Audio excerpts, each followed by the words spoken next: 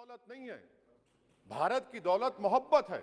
हाँ, दो भारत करने वाला हूं, हम सबको जाना है इस दुनिया से, बल्कि मैंने कह दिया कि मैं इस वतन में पैदा हुआ, मेरी मां की कोख से तो जमीन पर लिटाया गया।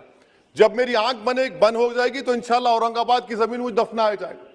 मगर मैं आप नमस्कार, मैं हूं सद्दाम और आप देख रहे हैं लोकतंत्र फॉर नेशन न्यूज। यूपी की बात कर रहा हूं मैं। यूपी के सरकार का कहना है कि हमारे राज्य से सभी अपराध खत्म हो चुके हैं। अपराधी को मैंने ठिकाना लगा दिया। अपराधी अब घर में छिपे बैठे हैं, वो निकलना नहीं चाहते हैं। तो फिर असदुद्दीन ओवैसी के ऊपर हमला कैसे हो गया? ये हमलावर के अंदर में ताकत कहां से आ गया कि लोगों के बीच में जाकर गाड़ी के ऊपर फायर करते हैं। असदुद्दीन ओवैसी के गाड़ी के ऊपर फायर करते हैं, 4 राउंड फायर होती है। फिर ये अपराधी कहां से आए, ये सवाल आता है और ये बहुत सारे सवालों को घेरे में लेती है ये घटना।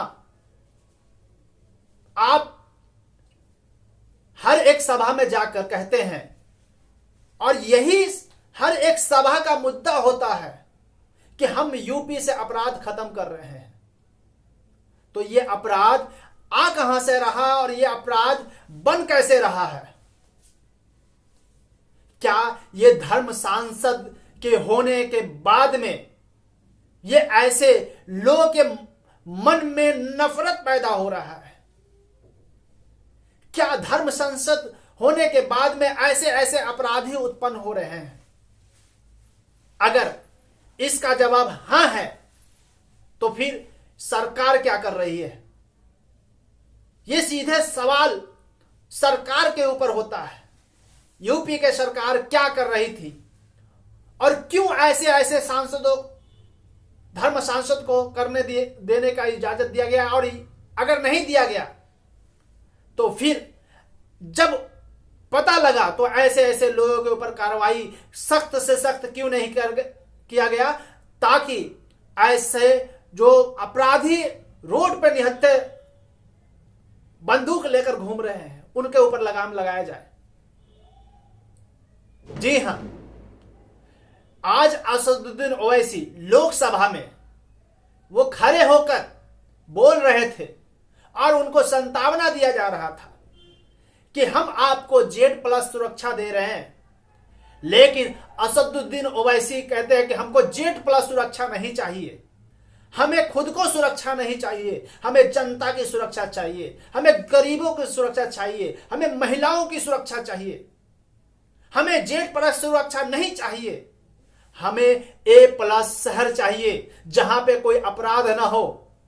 सरकार से मांगे कि आप देखिए नीचे वीडियो में, आप वीडियो पहले देखिए, उन्होंने किस तरह से सरकार से गुहार लगाई। ये क्यों नहीं लगाते आप? अगर कोई स्पीच देता है, अगर कोई फेसबुक पर किसी क्रिकेट मैच पर किसी टीम की तायीद करता है तो यूएपीए लगता है। एक सिटिंग एमपी के ऊपर यूएपीए नहीं लगेगा सर, मैं सरकार पर छोड़ता हूं। सर, चौथी बात यह है कि रेडिकलाइजेशन की जब बात होती है, हमने यहां पर एक कांग्रेस के बड़े नेता से सुना कि 2 भारत हैं दौलत के एतबार से। नहीं सर, भारत की दौलत मोहब्बत है। भारत की दौलत पैसों की दौलत नहीं है, भारत की दौलत मोहब्बत है। हां, 2 भारत हैं, एक मोहब्बत पर जो पिछले कई बरसों से आबाद है और एक नफरत पर भारत बन रहा है। तो क्या आप दौलत की भारत की मिसाल देंगे या मोहब्बत की भारत की मिसाल देंगे? अगर मोहब्बत की भारत की मिसाल देंगे तो उसमें आपको मेरी जबान को रोकने के लिए गोली चलाने की जरूरत नहीं है। इस 2 भारत को समझने की जरूरत है। सर खत्म, सर मुझे खत्म, सर सुनिए सर, मैंने करीब से 6 फीट से गोलियां देखी, मुझे बोलने दीजिए सर। हो सकता है कि कल दिन ना देखूं मैं, अगर मैं यहां पर नहीं बोलूंगा तो कहां बोलूंगा सर? आप मुझे प्लीज बोलने दीजिए। सर, मैं आपसे गुजारिश ये करना चाहूंगा कि आप हरिद्वार में, रायपुर में और इलाहाबाद प्रयागराज में मेरे बारे में क्या कहा गया, आपके एनआईबी की रिपोर्ट है ना, आप क्यों छुपा रहे उसको?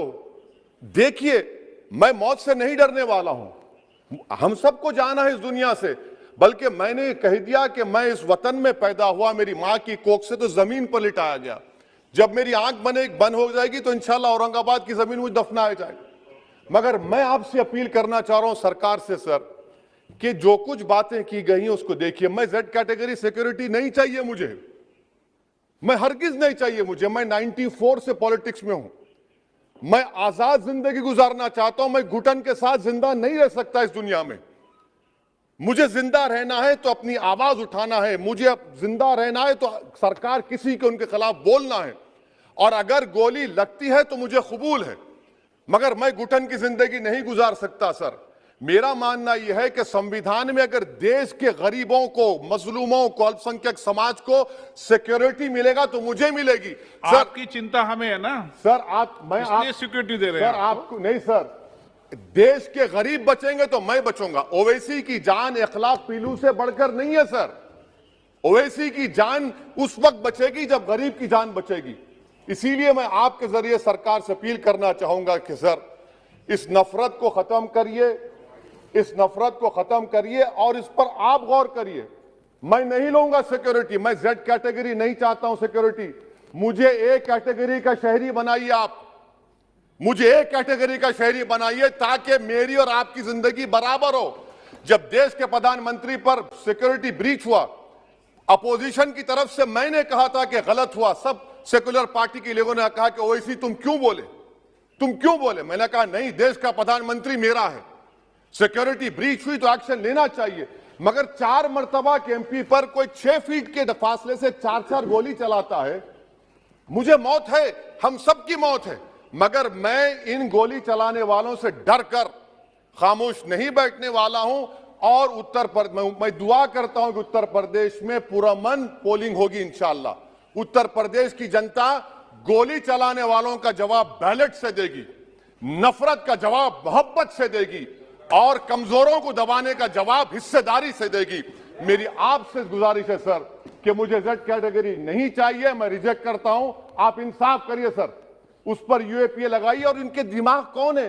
2 लोग रेकी करते हैं, उनको मालूम कि मैं मीरठ की ठोर से आ रहा हूं उस टोल गेट पर, और 6 फीट के फासले पर गोली चलाते हैं। तो आप देख लीजिए सर, आप सरकार के हवाले, अगर आप इंसाफ करना चाहे आप इंसाफ कर सकते, मगर रेडिकलाइजेशन आपको नुकसान पहुंच। आपने देखा कैसे असदुद्दीन ओवैसी लोकसभा में सरकार से गुहार लगा रहे हैं, सरकार से प्रार्थना कर रहे हैं, सरकार से निवेदन कर रहे हैं कि हमें जेल पर सुरक्षा नहीं चाहिए, हमें जनता की सुरक्षा चाहिए, हमें लोग मजदूरों की सुरक्षा चाहिए, हमें महिलाओं की सुरक्षा चाहिए, हमारे स्टेट बेहतर होना चाहिए, बेहतर कानून व्यवस्था होना चाहिए, बेहतर लोगों की सुविधा होना चाहिए। और ऐसे आवाज लेकर लोकसभा सांसद में वो अपील करते हैं लोगों से। अगर आपको ये न्यूज अच्छा लगा हो तो अभी नीचे सब्सक्राइब बटन पर जाकर सब्सक्राइब करें और बेल घंटी बजा दें, ताकि ऐसे निष्पक्ष न्यूज आप तक पहुंचता रहे और आपको जानकारी मिलता रहे। तब तक